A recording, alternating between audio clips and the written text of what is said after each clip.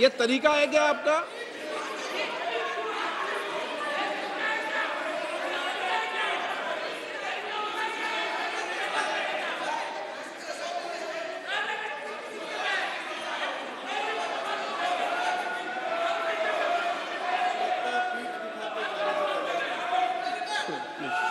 Please.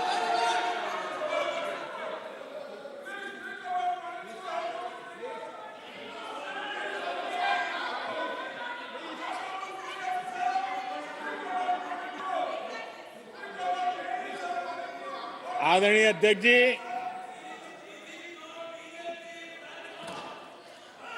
अंग्रेजी शासन के पुराने कानून जो दंड प्रधान थे, उन दंड प्रधानों से के कानूनों से हट करके हमने न्याय संहिता तक प्रगति की।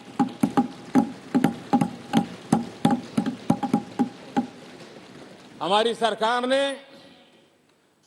सैकड़ों ऐसे कानूनों को समाप्त किया जो अप्रासंगिक हो गए थे। सरकार ने 40,000 से ज्यादा कंप्लायंसेस खत्म कर दिए। आदरणीय अध्यक्ष जी, भारत ने अमृत भारत और नमो भारत ट्रेनों से भविष्य की उन्नति के सपने देखे।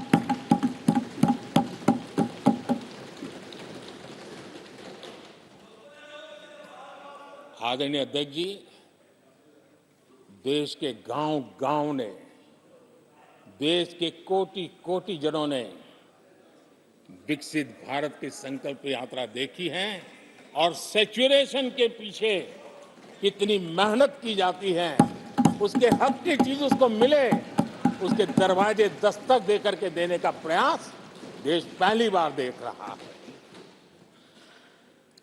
आदरणीय अध्यक्ष जी, भगवान राम, आदरणीय अध्यक्ष जी, भगवान राम न सिर्फ अपने घर लौटे, बल्कि एक ऐसे मंदिर का निर्माण हुआ जो भारत की महान सांस्कृतिक परंपरा को नई ऊर्जा देता रहेगा। और आदरणीय अध्यक्ष जी, अब हमारी सरकार का तीसरा कार्यकाल भी बहुत दूर नहीं है। ज्यादा से ज्यादा 100-125 दिन बाकी है। और अब की बार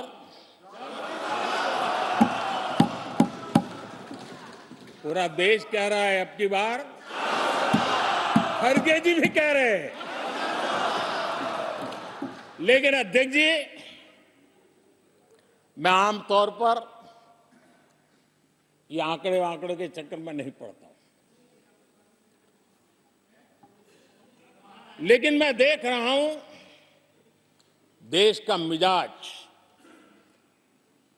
एनडीए को तो 400 पार कर ही के रहेगा,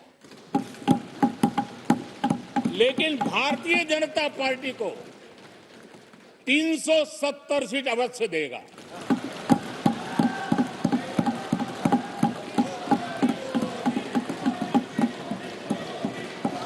बीजेपी को 370 सीट और एनडीए को 400 पार।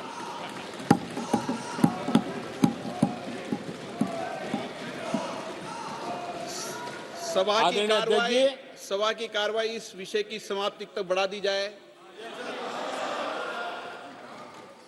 आदरणीय अध्यक्ष जी, हमारा तीसरा कार्यकाल बहुत बड़े फैसलों का होगा।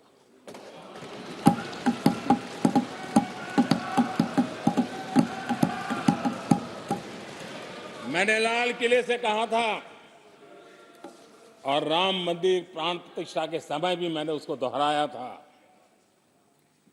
मैंने कहा था, देश को अगले 1000 वर्षों तक समृद्ध और सिद्धि के शिखर पर देखना चाहते हैं।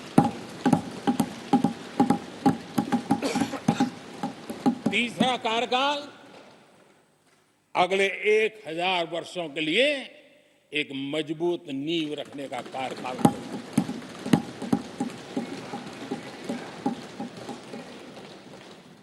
आदरणीय अध्यक्ष जी, मैं भारतवासियों के लिए, उनके भविष्य के लिए बहुत ही विश्वास से भरा हुआ हूं। मेरा देश के 140 करोड़ नागरिकों के सामर्थ्य पर अपार भरोसा है। मेरा बहुत विश्वास है।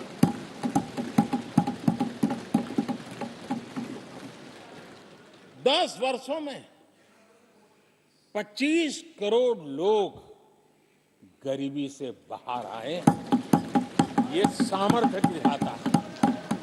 आदरणीय अध्यक्ष जी,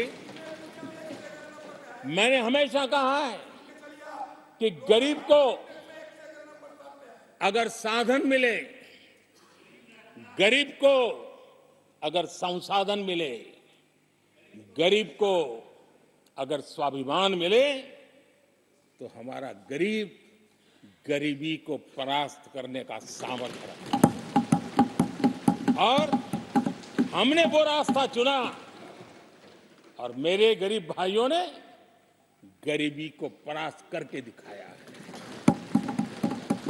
और इसी सोच के साथ हमने गरीब को साधन दिए, संसाधन दिए, सम्मान दिया, स्वाभिमान दिया। 50 करोड़ गरीबों के पास आज बैंक खाता है। कभी वो बैंक से गुजर नहीं पाता। 4 करोड़ गरीबों के पास पक्का घर है। घर उसके स्वाभिमान को एक नया सामर्थ्य देता है। 11 करोड़ से अधिक परिवारों को पीने का शुद्ध जल पानी नल से मिल रहा है। 55 करोड़ से अधिक गरीबों को आयुष्मान भारत कार्ड मिला है। घर में कोई भी बीमारी आ जाए, उस बीमारी के कारण फिर से वो गरीबी की तरफ लुढ़क न जाए, उसको भरोसा है कितनी भी बीमारी क्यों ना आ जाए, मोदी बैठा है। 80 करोड़ लोगों को मुफ्त अनाज की सुविधा दी गई है। आदरणीय अध्यक्ष जी, मोदी ने उनको पूछा जिनको पहले कोई पूछता तक नहीं था। देश में पहली बार रेहड़ी पटरी वाले साथियों के बारे में सोचा गया। पीएम स्वनिधि योजना से आज वो ब्याज के चक्कर से बाहर निकले, बैंक से पैसे लेकर अपने कारोबार को बढ़ा रहे हैं। देश में पहली बार हाथ का हुनर जिनका सामर्थ्य है, जो राष्ट्र का निर्माण भी करते हैं, ऐसे मेरे विश्वकर्मा साथियों के बारे में सोचा गया। उनको आधुनिक टूल, आधुनिक ट्रेनिंग, पैसों की मदद, वैश्विक मार्केट उनके लिए खुल जाए, ये मेरे विश्वकर्मा भाइयों के लिए हमने कहा। देश में पहली बार पीवीटीजी यानी जनजातियों में भी अति पिछड़े जो हमारे भाई बहन हैं, संख्या बहुत कम है, वोट के हिसाब से किसी को नजर नहीं जाती। हम वोट से परे हैं, हम दिलों से जुड़े हैं और इसलिए पीवीटीजी जातियों के लिए पीएम जनमन योजना बना करके उनके कल्याण का मिशन मोड में काम उठाया है। इतना ही नहीं, सरहद के जो गांव थे जिनको आखिरी गांव करके छोड़ दिया गया था, हमने वो आखिरी गांव को पहला गांव बना करके विकास की पूरी दिशा बदल दी।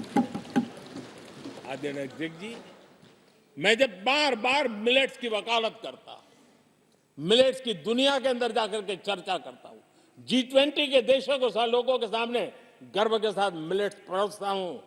उसके पीछे मेरे दिल में 3 करोड़ से ज्यादा मेरे छोटे किसान हैं जो मिलेट की खेती करते हैं। इनका कल्याण, इससे हम जुड़े हुए हैं। आदरणीय अध्यक्ष जी, जब मैं वोकल फॉर लोकल की बात करता हूं, जब मैं मेक इन इंडिया की बात करता हूं, तब मैं करोड़ों गृह उद्योग, लघु उद्योग, कुटीर उद्योग, उससे जुड़े हुए मेरे लाखों परिवारों के साथ उनके कल्याण के लिए सोचता हूं। आदरणीय अध्यक्ष जी, खादी, कांग्रेस पार्टी ने उसको भुला दिया, सरकारों ने भुला दिया। आज मैं खादी के ताकत देने में सफलतापूर्वक आगे बढ़ा हूं, क्योंकि खादी के साथ, हैंडलूम के साथ करोड़ों बुनकरों की जिंदगी लगी हुई है, तो उनके कल्याण को देखता हूं। आदरणीय अध्यक्ष जी, हमारी सरकार हर कोने में गरीबी को निकालने के लिए, गरीब को समृद्ध बनाने के लिए अनेक विविध प्रयासों को कर रही है। जिनके लिए वोट बैंक ही था, उनके लिए उनका कल्याण संभव नहीं था। हमारे लिए उनका कल्याण राष्ट्र का कल्याण है, और इसलिए हम उसी रास्ते पर चल पड़े। आदरणीय अध्यक्ष जी, कांग्रेस पार्टी ने, यूपीए सरकार ने ओबीसी समुदाय के साथ भी कोई न्याय नहीं किया, अन्याय किया। इन लोगों ने ओबीसी नेताओं का अपमान करने में कोई कोर कसर नहीं छोड़ी है। कुछ दिन पहले जब कर्पूरी ठाकुर जी को भारत रत्न दिया, हमने वो सम्मान किया। लेकिन याद करिए, उस कर्पूरी ठाकुर अति पिछड़े समाज से ओबीसी समाज के उस महापुरुष के साथ क्या व्यवहार हुआ था, किस प्रकार से उनके साथ जुल्म किया। 1970 में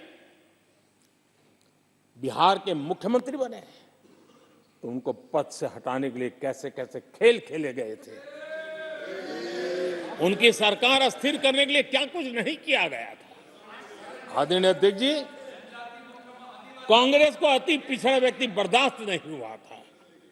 1987 में जब कांग्रेस के पास पूरे देश में उनका झंडा फहरता था, सत्ता ही सत्ता थी, तब उन्होंने कर्पूरी ठाकुर को प्रतिपक्ष के नेता के रूप में स्वीकार करने से मना कर दिया। और कारण क्या दिया? वो संविधान का सम्मान नहीं कर सकते। जिस कर्पूरी ठाकुर ने पूरा जीवन लोकतंत्र के सिद्धांतों के लिए, संविधान की मर्यादाओं के लिए खपा दिया, उनका अपमान करने का काम कांग्रेस पार्टी ने किया था। आदरणीय अध्यक्ष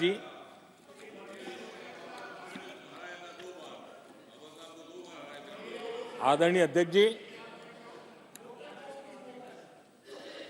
कांग्रेस के हमारे साथियों को आजकल इस पर बहुत चिंता जताते हैं कि सरकार में ओबीसी कितने लोग हैं, कितने पद पर कहां है, उसके हिसाब किताब करते रहते हैं।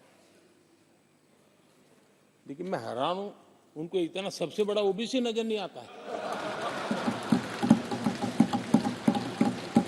कहां आंखें बंद करके बैठ जाते हैं। आदरणीय अध्यक्ष जी, जरा मैं ये दुनिया भर की चीजें करते हैं, मैं कहना चाहता हूं, ये क्लास है।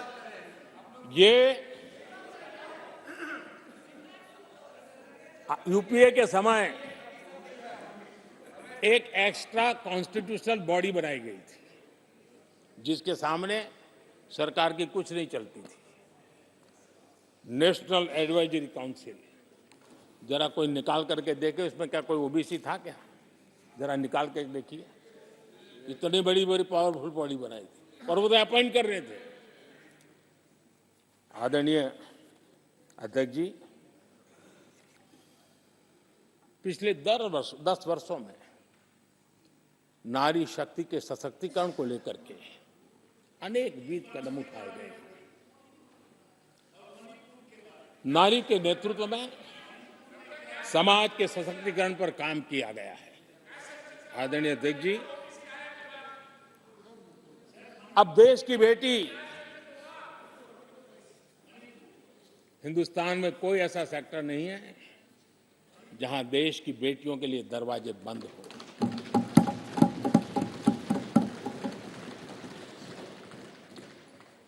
आज हमारे देश की बेटियां फाइटर जेट भी उड़ा रही हैं और हमारे देश की सीमाओं को भी सुरक्षित रख रही है। आदरणीय अध्यक्ष महोदय, ग्रामीण व्यवस्था, अर्थव्यवस्था हमारी women self help group 10 crore बहनें जुड़ी है और आर्थिक गतिविधि करती है और ग्रामीण अर्थव्यवस्था को वो नई ताकत दे रही है।